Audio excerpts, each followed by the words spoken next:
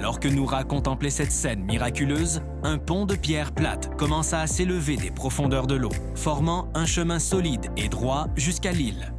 Le chemin vers le centre était enfin ouvert. Elle marcha sur le pont d'un pas calme et assuré. L'eau en dessous était si claire qu'elle pouvait voir le fond pour la première fois. Elle y vit le reflet de son visage, serein et souriant. En arrivant sur l'île, elle fut accueillie par le parfum de fleurs inconnues. La porte de la tour était ouverte. À l'intérieur, un escalier en colimaçon en bois montait doucement. L'ascension, cette fois, fut une joie. Chaque tour de l'escalier révélait une vue plus belle sur le lac et les autres marcheurs. Elle comprit que la rotation n'avait pas été vaine.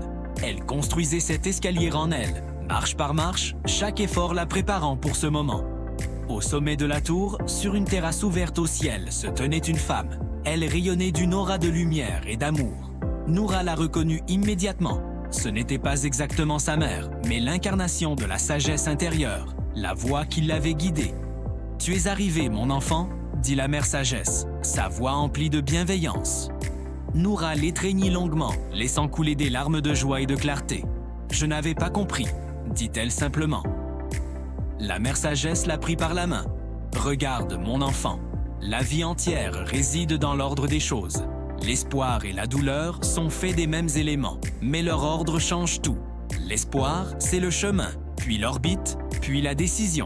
C'est la voie de la maturité qui passe par la patience. La douleur, c'est ce que tu as choisi au début.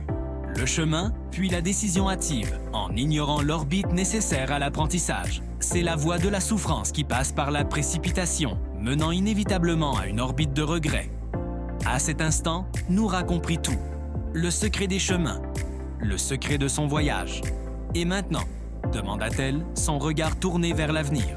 Apoki, maintenant que tu as trouvé ta sagesse, elle ne t'appartient plus à toi seul, répondit la mère sagesse. Il y a d'autres âmes encore piégées posent dans la vallée. Une certaine ombrelle attend toujours. Noura comprit sa nouvelle mission. L'arrivée n'est pas la fin, mais le début d'une nouvelle responsabilité. Elle commença sa descente, le cœur rempli de lumière et de la détermination d'aider les autres à trouver leur propre chemin.